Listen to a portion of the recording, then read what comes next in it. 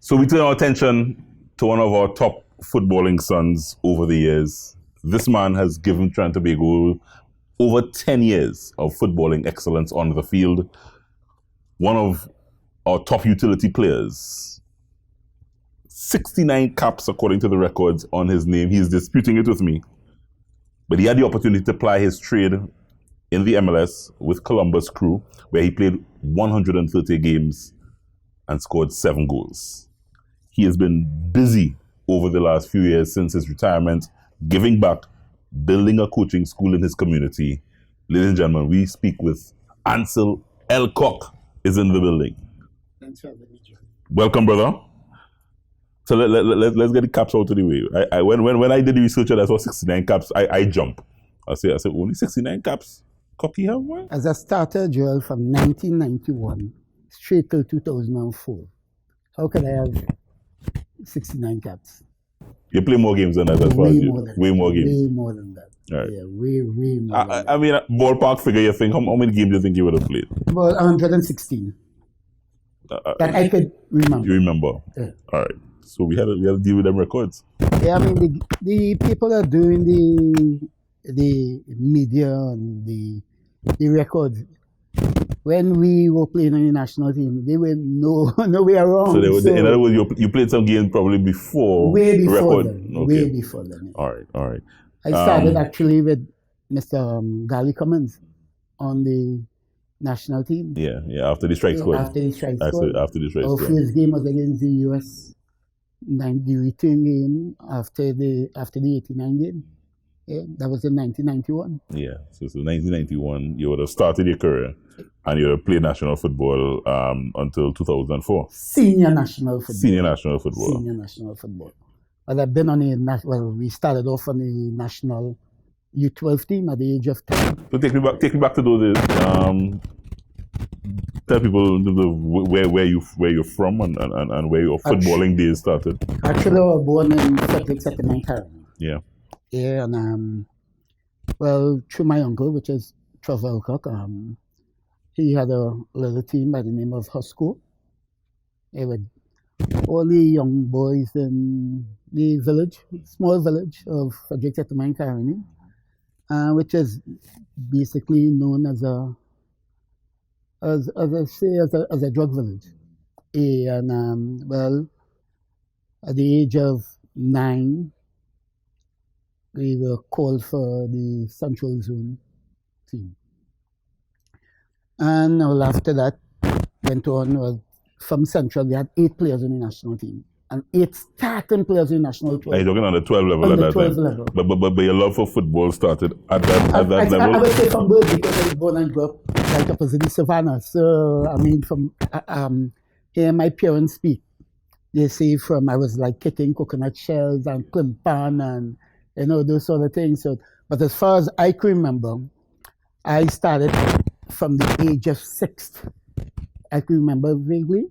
A guy by the name of, my mother was working Spartan at the time, and her boss bought me a Ole, a boots which they call Ole. Yeah, I remember that. I remember that, yeah. At the age of 6. Yeah. That was my first pair of boots. Yeah. So I'll always remember that. And then when I started playing, when I made the national Ep12 team, I was 10. Together with players like Russ Latapi, Shaka Hislop, Brian Lara, Sean Constantine. Brian was playing football then. Brian was playing. We used to train in Presentation College, Shogunas. And I went along to mates. Briggs, Steve Paul Briggs was the captain at that time. Russell was a stopper. I want to just go out before we talk football, because you mentioned something. And I said, as a young man, young boy, growing up in a depressed community, as you said, that Frederick settlement probably has some ills. Was football important in making sure you stay on the right road, so to speak? Actually, football was everything for me since I was as I say, 6 years. I always wanted to become a professional footballer. And so never strayed the other way. And never strayed the other way. So I eat, sleep, and dream football. Actually, before training, I used to get up in the morning with a ball, wherever ball can put my hands on, and because we can afford it. Yeah, wherever from my uncle being a coach and going to Savannah together with a guy used to say with Johnny, and just keep hitting shots, doing a little fitness work because from a young age I understand that just as I want to become a professional footballer, there's a lot of people all over the world want to become the same. So you have to be on top of your game. Which really ranks because you would have, as I said, starting with youth football. You're probably one of the examples of coming through the youth system in Trinidad and Tobago, going from under 12 to, I suppose, under 14, under 16. Well, actually, our under 12 team by the Coach Danny, Alexis, and Mr. Bertil Sinclair. The team was basically always together. Our parents was really involved in the football too because at that age we used to like go by each player and everyone sleep and the parents and them was really into it. They always together, always in training and so forth. So after that it was under 14 and then under 17 and then under 20 and it will go forth. Yeah, that's interesting. As I said, parents involved taking all the children through, all the boys through the different age groups. So it was a real kind of football community that would have national football community. National football community, that is, yeah. And I think, but at that time, the football aspect of it, it had I would say, a plan. Yeah, we had a plan towards the football, at least the administration, the people who was in charge at the time. As a young footballer, Ansel, you would have seen a pathway, okay, I want to now get to under 16, under 18, get to the national. You had a pathway that you would have seen clearly in terms of trying to make it in football. Oh, of course, yeah. I remember we were going Mexico, and 2 days before the tour, forward, I was no defender at the time. Right, you serious? Yeah, I played forward up to senior level. Yeah, until I ended up on the national team, and I remember this Arnold Derrick say when he see me come on the national senior team and all of us was training together. And after he heard my name at that time I was playing with Malta Balkans and scoring a lot of goals because of forward I played. So when I come in the national team, he say went in the back, get injured and at the time and as I say who put you in the back? Which coach put you in the back? Gali Cummins. Gali put you in the back? Gali Cummins. But I playing at the time I was right back started, but as I say, played all over. Right back, left back, center midfield, center outside right, except forward with the national senior team. And I grew all my national career playing forward. So. But so say you ever miss the opportunity to go up and score goals? I mean, especially you got that. Yeah, I take penalties and stuff and shootout in the Caribbean Shell Cup. So you never tell a coach, I can strike with Stern or no? With Dwight, you're playing with Stern. You couldn't make that score. Nah. I mean, many people know Stern John, you're cousins. Yeah, you're cousins. Yeah. Right. So Dwight played with Stern. Yeah, you can try. So when you hold the right back position. Right back. Look for weakness and take coach and I can play left back. Yeah.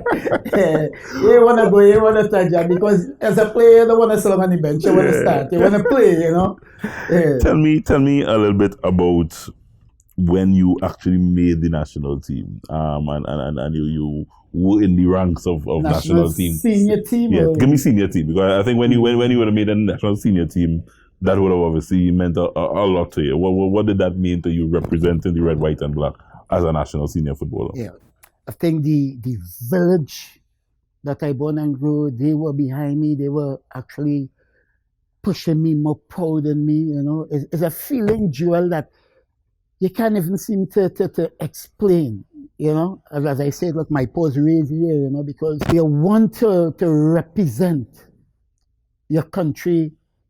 That playing and hearing the national anthem, I think there's no feeling, no way you can actually explain that feeling, knowing that people supporting you and people 100% behind you. It's a feeling It's I think it's the proudest feeling you could ever have in your life. Through your playing days on the national team, take me to some of those memories, boy. I mean, some of those games you would have done at least about 2 or 3 World Cup qualifying campaigns. How many? 3. I think 3. About 3. Yeah, about 3. Yeah, 3 to 4. Yeah. So it's 3 or 4. I mean, take me through your journey, because I said Gali would have put you in the back and you would have now cemented your place. I think most of these football fans are trying to remember you as a overlapping fullback. Take me through some of those memories. The World Cup qualifying, before you play, you would know if you can match up to a country or not, But the World Cup before we actually qualified for the World Cup, I think we should have qualified then, because the team we had together, we was together for at least, other than Dwight and Russell, who grew up under 12, we bring a mixed year like Gary Glasgow, Lyndon Andrews, Dale Swanders. So we lived together for at least about 10 years. So it was like family, with for the exception of the players and them who come from outside, with like Jared Nixon, and who is an addition, a big plus, the David Naked, which is a big plus when they come, it's an excitement, because that was a big squad, as you say. Yeah, that was a big squad. To me, that's one of the better squad that I played with, because everybody could have hold their own. And by I playing outside at the time too, I think the US and those teams and them at that time, because we were ranked to the second in the world as well. So I think they was afraid of us. Yeah. Another person got very afraid of you was a man named Blanco from Mexico. When we come back, we got a little more deeper into the career of Ansel Elcock and why he can't go to Mexico today. When we come back, this is the Ascension Football Show. Ansel Elcock is in the building. The situation we have here is that these characters, and I refer to them as pests, right? What they are doing is destroying our country, but not on my watch. No street, no turf, no block shall belong to these cockroaches, right? It's no longer business as usual. Happy hour is over. If they don't fear God, at least they will fear Terminix. Have you considered how your methods could impact on pests across the country? I find we look after the rights of pests as opposed to the rights of the 1.3 million law-abiding citizens in Trinidad and Tobago. I wonder if Roach Ladden's son come here for carnival, if you'll interview him, eh? But how could you defend one shot, one kill? What? You want me to throw a pillow at him? I didn't say that. No, well, if a roach jumps in front of you now, what will you do? Run. Oh, Jesus, Lord Father. Pests bothering you? Call Terminix at 672-5007 or 672-0042 or visit our website at terminix.co.tt for a free quote and consultation. Join our fight against pests. Get in the game with Ascension. Quality for champions. Hey, Ascension! Ascension! Premium quality and style make you stand out all the time. Ascension is quality for champions. Ascension fit is always right. Take your game to higher heights. Ascension got the quality for champions. So everybody say, hey, oh, we wearing Ascension when we play. To run out on the field in style. What's the brand that we want? Ascension, Ascension, Ascension. We wearing what we wearing is Ascension. Quality for a champion. Ascension. We wearing what we wearing is Ascension. Quality for a champion. Ascension. We wearing what we wearing is Ascension. Get in the game with Ascension. Quality for champions.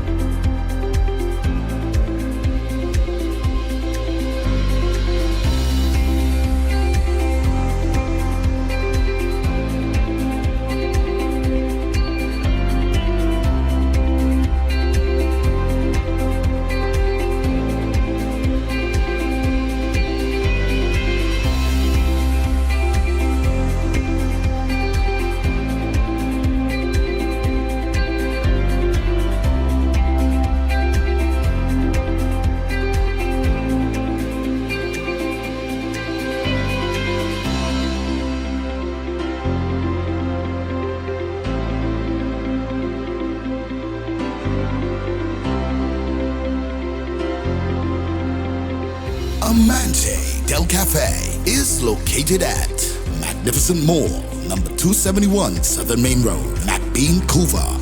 Amante Del Cafe. Happiness begins with brew.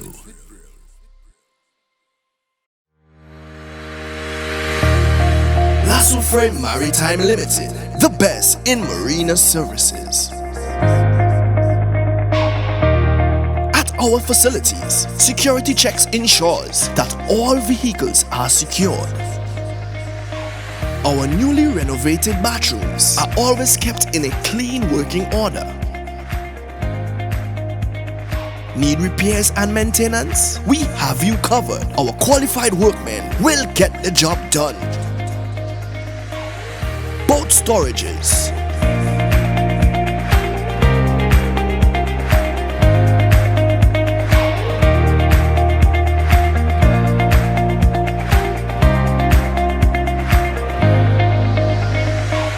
from our marina, you can easily push off for a family sailing trip.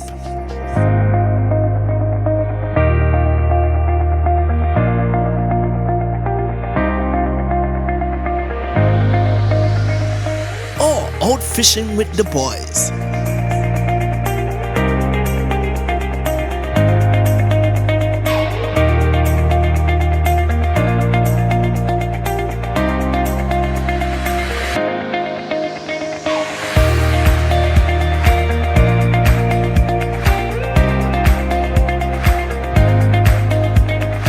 Or a fun DDI experience with friends.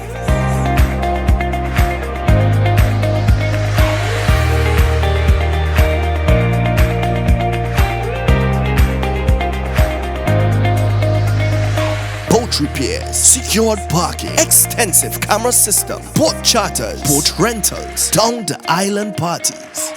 Contact us at 1-868-634-1653. Lasso Freight Maritime Limited, the best in marina services. Life's better on a boat. One of our national footballing heroes here in Trinidad and Tobago, Ansel Elcock, is with us. We're paying tribute to him and looking back at his career, and he's talking through a couple of things that he would have experienced in his footballing career. Ansel, you would have made your name with the national team, and then opportunities would have started popping up. The MLS was one, of course, but before the MLS, you had a little stint, you were saying, in Japan. Actually, I spent 6 months in Japan. 6 months? Yeah, with Vista Kobe in the J League.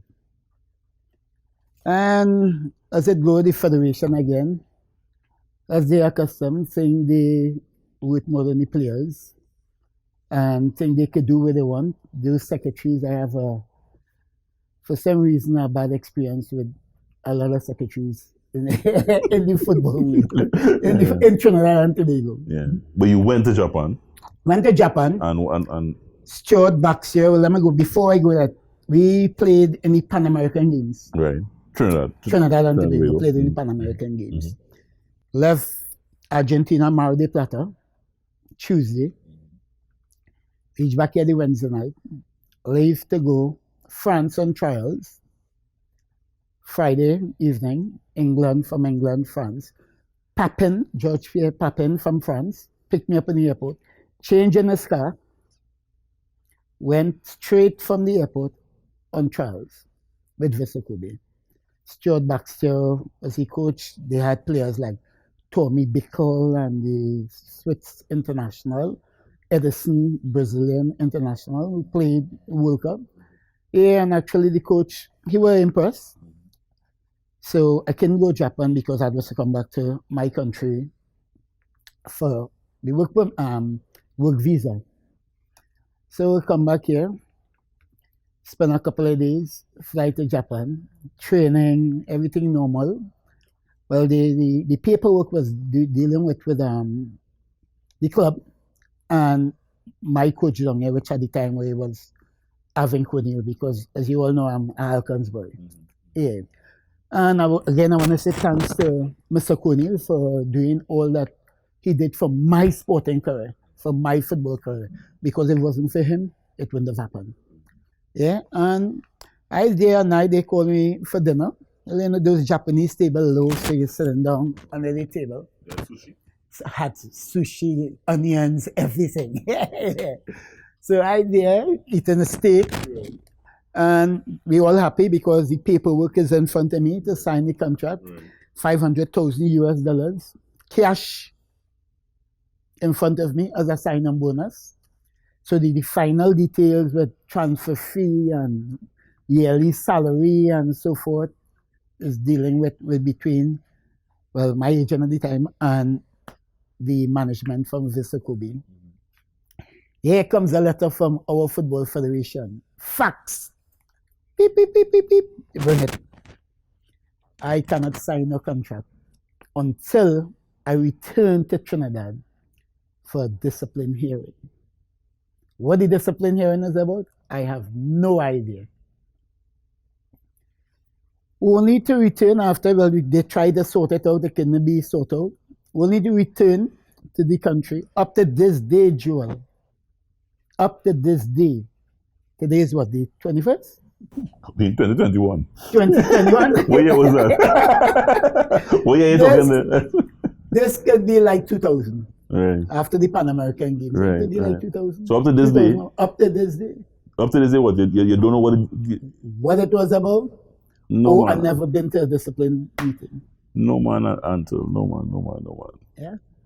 So you had to leave Japan, Leave Japan. not sign the contract, Not sign the contract. return, and then what happened? Because Mr., I don't know if I can call his name, the letter comes signed by the Secretary of the Federation, Mr. Dwight Dale. And you say you don't know what happened. There was no disciplinary matter? No discipline. You questioned at that time? Never came up. You questioned at that Never time came what? up. Actually, a couple of weeks ago, Mr. Alvin Cornell tell me he still have the letter home by him. Wow.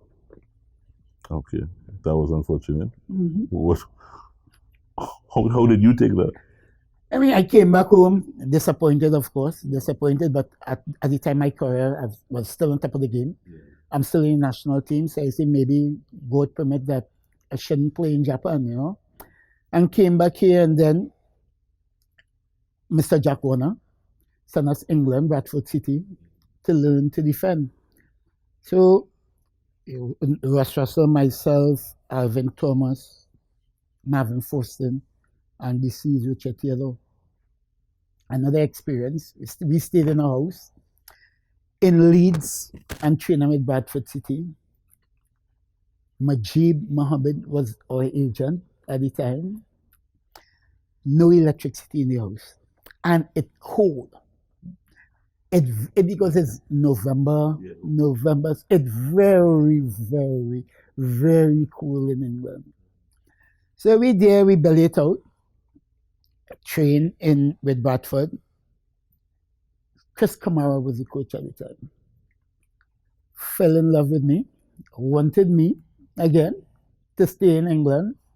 Federation again said we can sign a contract because we were just on trials. So if it's that we had it was to come home and and then maybe go back up or whatever. And then I came back home normal again, and then Mr. Coney called and said he wanted in the MLS.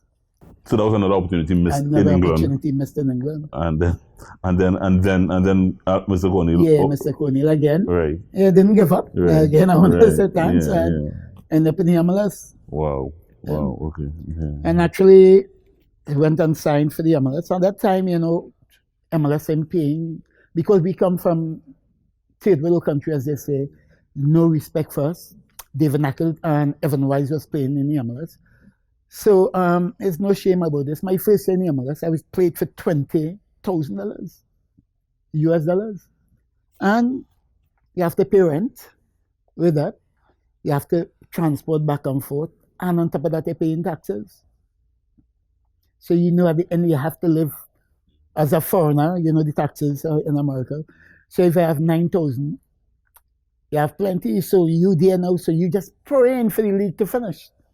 At the first year, you're just praying for the league to finish so that you can come home because your money running still. So when you come home, then you have a chance to save. So, but that year, my first game, we were playing in. And this is Columbus Crew. This is Columbus Crew. Yeah, we were playing in the Horseshoe Stadium in Ohio.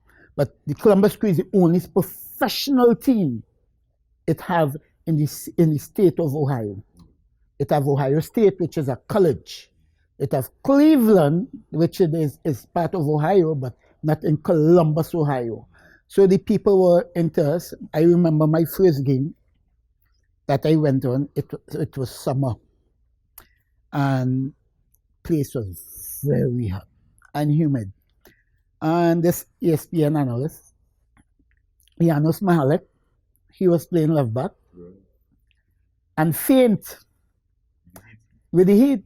Actually, right in front of the bench, he fainted. And the coach said, Ansel, warm up. You're going on. And from that day, that was the end of Janos. I started after every game for the 4 or 5 years I was in Columbus. Enjoy the time there? Very much so. 130 games, you became a fixture on the team. A fixture, starter, captain. It had 3 captains of the team. One was myself, Thomas Dooley, and Brian McBride. Yeah, and I represent as a captain. We had it this way because it had 4 Caribbean players on the team, which was Jamaican captain, World Cup captain, Andy Williams, Jeff Cunningham. Well, Stern came in 2 years after because he coached after playing in the World Cup when we lost against Canada in the semi-final.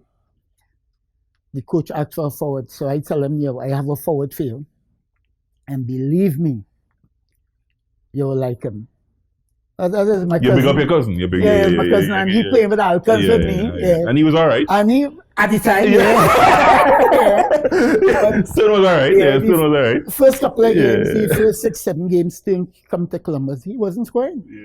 He wasn't scoring, so they called me now and in a meeting, but his dad had died. And after that, all the 4 Caribbean players get together, and 2 forward, a midfielder and a defender, which is me. And we was like, when you go down the line, one of us has to get it. Make sure and give Jeff or Stern. So as we say, we go down the line, and Stern's hat trick after hat trick after hat trick after hat trick. So we started enjoying it in Columbus. The people loved us. Well, I didn't even know that I going through coming back home to play international games, and look up, I see my picture, big in Columbus Airport. Say, wow. And so this reached a different level. Started doing little ads with gut milk, the Nestle on the Milo tin. I had a picture almost, let's say about 30 feet up in the air in Columbus Stadium.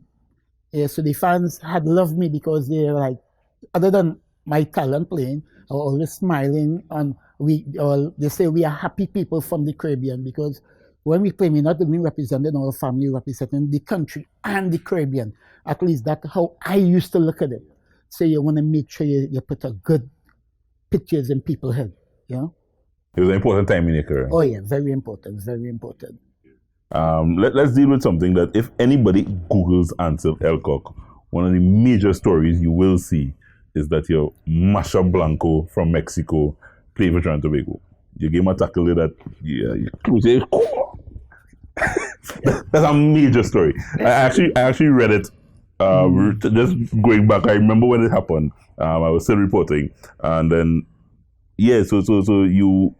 Did you apologize, or were you made to apologize? Tell us what happened there. Tell me first about the tackle. The tackle was a bad tackle. It was a bad tackle, but only I was right-footed and playing left back at the time for the national team.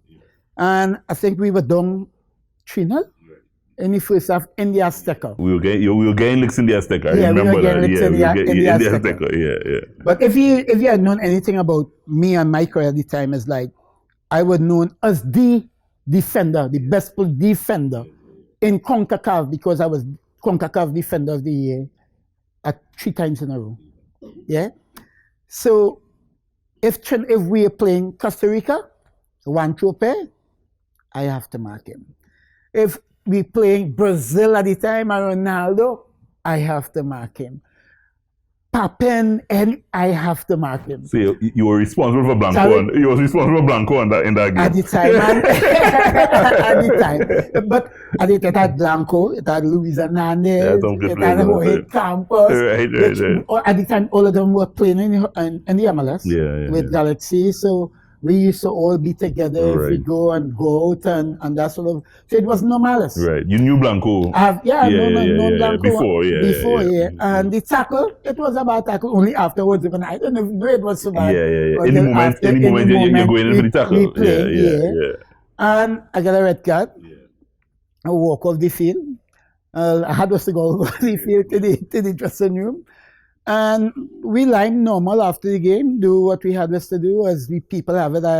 They run me out of Mexico the same day, and that is not true. That is not true. The Mexican people, they're not like that. It's only afterwards, came back home, because the MLS was on vacation, and came back home, then I get a phone, my mother, because at the time I was by my mom, and get a phone call. It's like Mexican media. How could the Mexican media get my home phone number? As a media man, there are ways and means you could go about getting contact numbers. But But if I really want to get a contact number once, well, go get in Mexico. At the time, I got my cell phone number, because they followed me. They spent a couple of days, or almost a week, with me in Columbus. Actually going over the tackles, seeing how I live in, because I think Blanco, the media have it that his foot was broken. Right, yeah. But that was not true as well. That was not true. Actually, when I made the tackle at 40 and FIFA banned me for 8 games. I remember that. Fined me £10,000. I remember that, yeah. And that caused uproar locally home here, I think, because I think home here, at least in media circles, we were saying, that's way too harsh, I think, at the time. At the time, because so they followed me to see how I was living in the MLS and how I was living, and so that I could pay the £10,000. And which was total, to me, was total madness. And it so happened that I had 48 hours to appeal. But again, our federation said that it was too expensive to appeal the case. Joel, you had an idea how much was to appeal the case? $48 US. $48 US. So again, I did my knee surgery, second knee surgery at the time, and came back home to Trinidad. Went to my fairy godfather again, Mr. Arvin Coney, and said, Coach, this need to appeal. So he said, answer with that, and he got on his computer, and he do the appeal. So I said, Coach, you want my card? He said, no, I'll take his card. And to do what he had us to do, send a copy to FIFA, and I had like about an hour or 2 hours, because it was after 10 now, and I'd have to leave before 12 o'clock at night, and drive to TTFF office in Port of Spain, and push the copy under the door, and that's where we end up appealing. Yeah, so again, I never paid the fine. I don't know if it's because of and then they dropped the ban to 4 games. But I already did my knee surgery, so so it wasn't really, but you can't go to Mexico comfortably now. I never went. I spoke You spoke to Blanco? A lot of times. A lot of times on phone and via, like, every time the Mexico come down here to play, the Mexican media is getting in contact with me. And I just keep doing it. Like the last time we played Mexico, when Dennis Lawrence was the coach, I sit down in the stands, and the Telemundo filming the game, and for some reason they just turn around and say, I didn't even know they know me. They look answer, and they come and take it. It's on YouTube, so your face probably quite a few Mexican newspapers and so on for that period of time. I went to play the Masters tournament in, not this year, last year, in Miami, the over 40 Masters, and I went to sports camp, champs, and you got to put in your email address and show them your ID. And the girl was like, "You Salka?" So me, I pull him back now, and she was like, I was like, yeah. and call a lot of people and his pictures and yeah, you know how passionate those. They are. Ansel has continued after his career focusing on giving back. He's developed a coaching school right back in the Frederick Settlement area. When we come back, we talk a little bit about that. And a little later, he picks his all-star national team. He is not allowed to pick himself when we come back. This is the Ascension Football Show. Pest control is a pain, but you don't have to go it alone. If you're a business that needs someone who will fix your problems point blank, go with the brand that's tested. Go with Terminix. Born almost a century ago in Memphis, Tennessee, Terminix International's mission has been to spread its innovations across the world through its integrated pest and termite management system, reducing the infestation of pests and vermin. Our Trinidad franchise neutralizes the threat of tropical insects and ensures that companies, from food production to hospitality, protect their investment and get the maximum value from our relationship. And we've been doing it well for over 20 years. Termites and pests are relentless, but they're no match for Terminix. Contact us today for a free consultation and quote, and let's introduce you to convenience. Protect your premises today. Choose a service provider that persists. Talk to Terminix. Pests bothering you? Call Terminix at 672-5007 or 672-0042 or visit our website at terminix.co.tt for a free quote and consultation. Join our fight against pests. Get in the game with Ascension. Quality for champions. Hey, Ascension! Ascension! Premium quality and style make you stand out all the time. Ascension is quality for champions. Ascension fit is always right. Take your game to higher heights. Ascension got the quality for champions. So everybody say, hey, oh. We wearing Ascension when we play. To run out on the field in style. What's the brand that we want? Ascension! Ascension! Ascension! We wearing what we wearing is Ascension. Quality for a champion. Ascension. We wearing what we wearing is Ascension. Get in the game with Ascension. Quality for champions. Lasso Frame Maritime Limited, the best in marina services. At our facilities, security checks ensures that all vehicles are secured. Our newly renovated bathrooms are always kept in a clean working order. Need repairs and maintenance? We have you covered. Our qualified workmen will get the job done. Boat storages,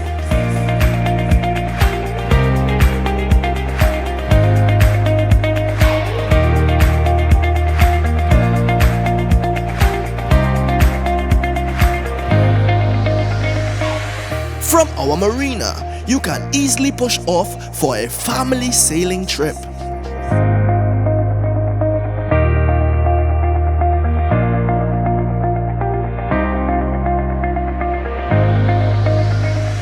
Or out fishing with the boys.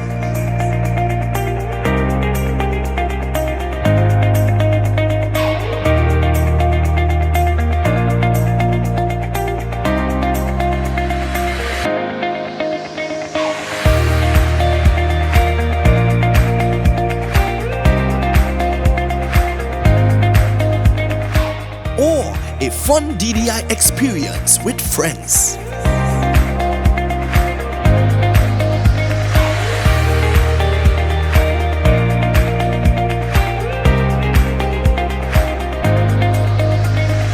Boat repairs, secured parking, extensive camera system, boat charters, boat rentals, down the island parties. Contact us at 1-868-634-1653. Lasso Frame Maritime Limited, the best in marina services. Life's better on a boat.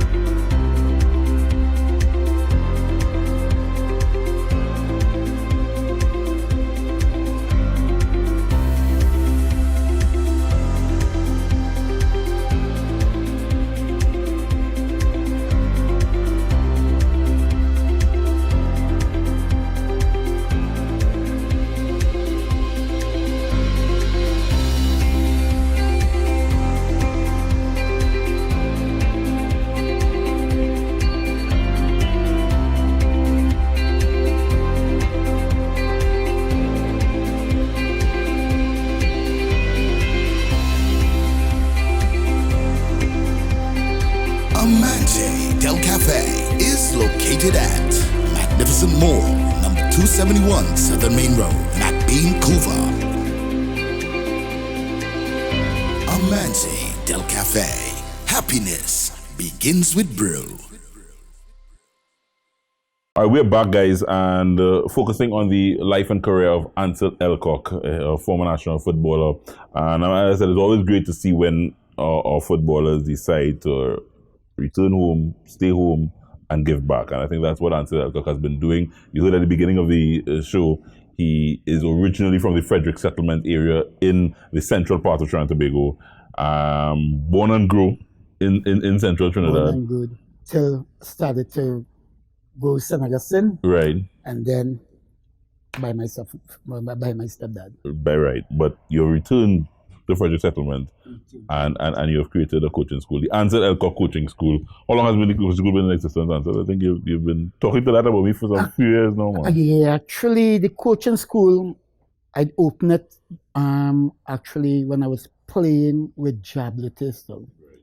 Right? I opened it, finance it, and give my uncle to run it. He ran it for a couple of years, well, until it went right down. And after my career, I started on the closest Saturday to my birthday, keep a charity event given back to the people for Frederick Settlement County. I started that at the age of 38 until the COVID started. So the first Saturday every year is football, toys giveaway, books giveaway, those sort of things. Because I honestly believe the educational part of the players' life, we need to really get into that a lot more. So the focus in the coaching school is not only about sports, not only on football, it's about education too, and education with books and education within the game, football. So that has still going on as we speak. I mean, COVID obviously would have had it, but up to when the pandemic hit, you had it running. Still running. Yeah, still running. Excellent. And so you've decided to throw, you've mentioned the TTFF names a couple times in this interview, but you decided to throw your hat in the administrative ring as well. You want to also try to make a difference administratively as well. I mean, Joel, playing internationally, and it's not only me, is if you speak to any player, anybody that living outside, they want to come back. They actually, we all love our country, no, John. We love our country that we always want to give back.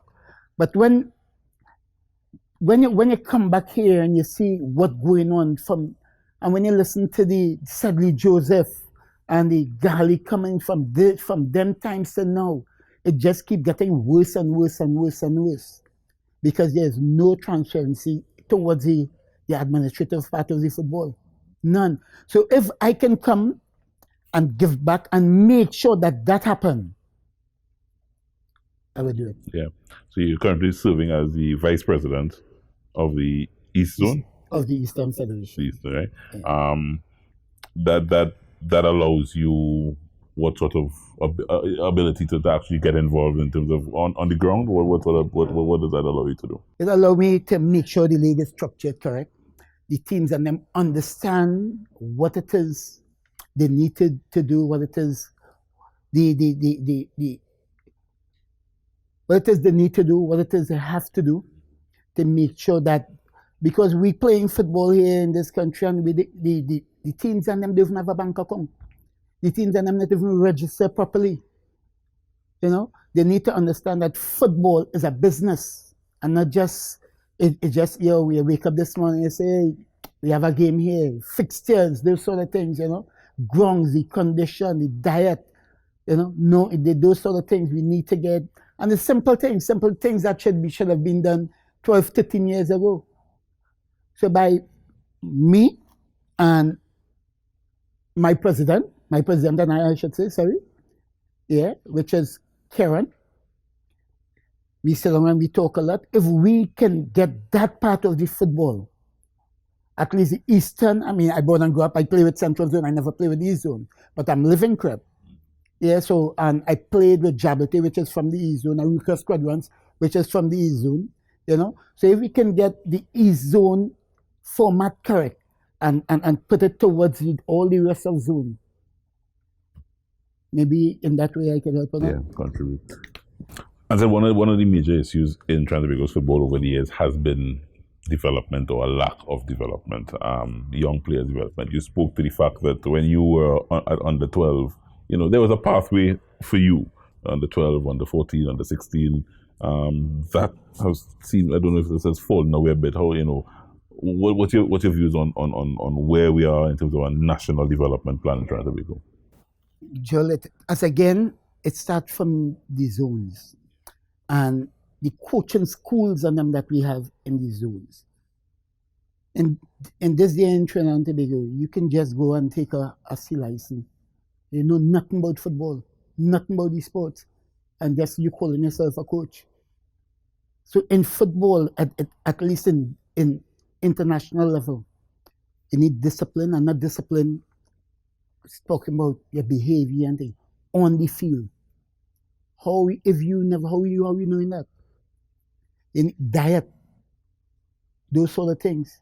I mean, it's on the internet now, you can YouTube it, but knowing how coaching actually, right now, if I was the president of the Football Federation, close down all the coaching schools in the country until each one of them qualify and they have the know-how how to run a coaching school and the development of the children of the country. Because it's actually babysitting.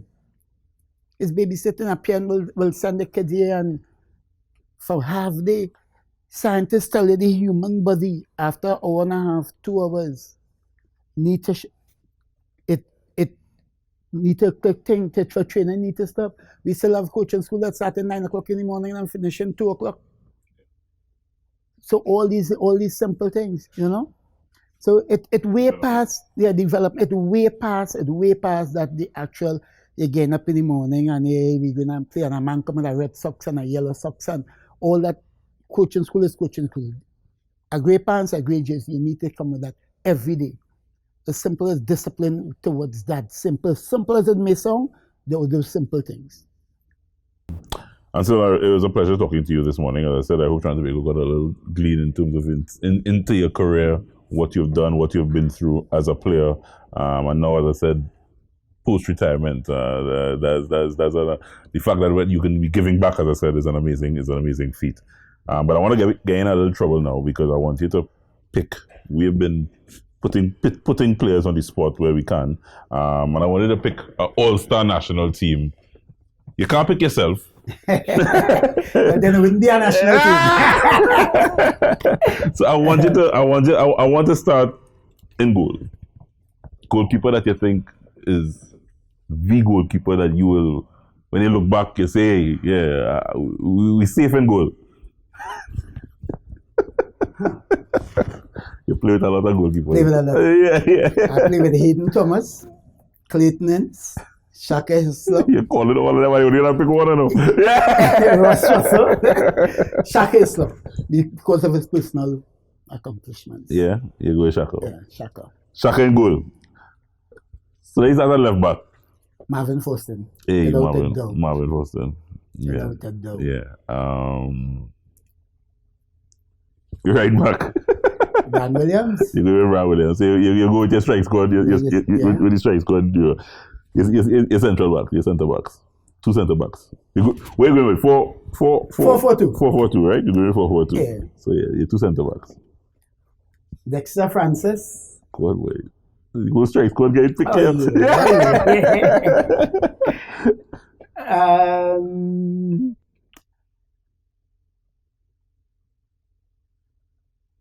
gotta go with Jimmy. You gotta go with Clayton. And Clayton Morris. So like strike. And Clayton Morris. Yeah. Marvin Andrews and get a little dog. I mean, I play with Dog. Technically. Dog on the bench? Yeah, he was still on the bench. Yeah, because the same thing he could do is the same thing Dexter Francis could do. He's strong in the air and he have JB as the ball, the kid play with the ball, and Dexter Francis, I think, has a little more ability on the ball than Marvin Andrews. Like with the midfield now. Yeah, defensive midfielders. I think with the players and then that we have, no, actually, Alvin Cornell on the left. No, because, he he's one of the only players to play cricket and football. Yeah, for the country. So you got Alvin Cornell on the left? Alvin Cornell. Mm-hmm. Arnold Dowker, midfield, I think is one of the better players, most skillful players to pass through. I don't even think that Arnold know the qualities that he have. He's pure magic. Russell Atterby? I thought you was going to leave what he was in. No, I thought you was going to leave what he was in. Never happened. So creatively, Russell and Dork in the middle. Yeah, in the middle. Yeah. And then you have a right side to pick a right side. On the right side.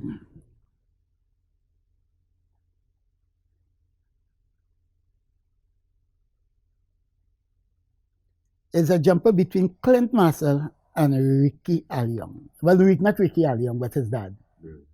Alliong, his dad.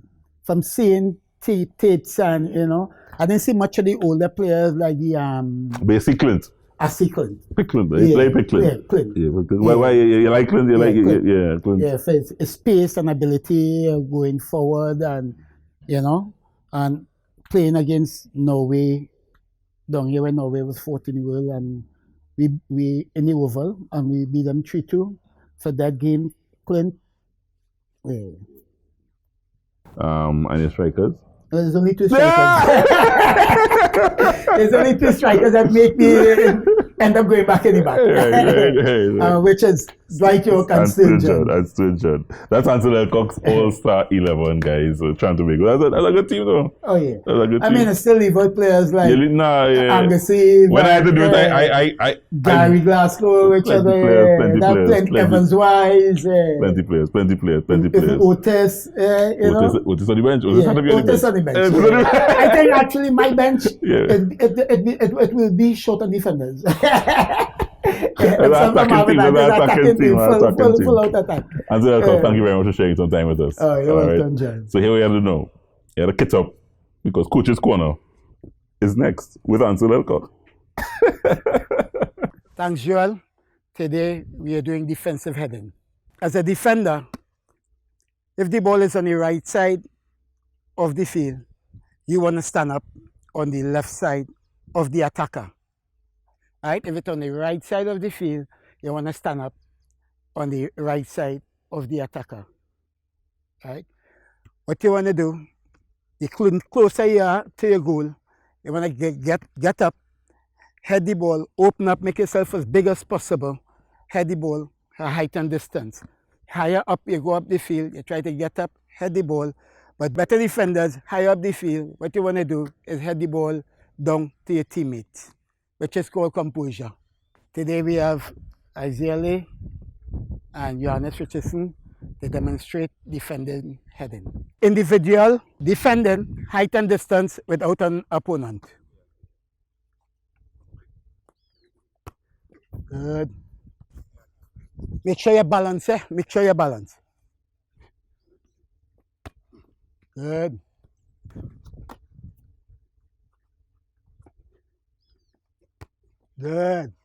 Good. Come in. That was defensive heading. Back to you, Joel.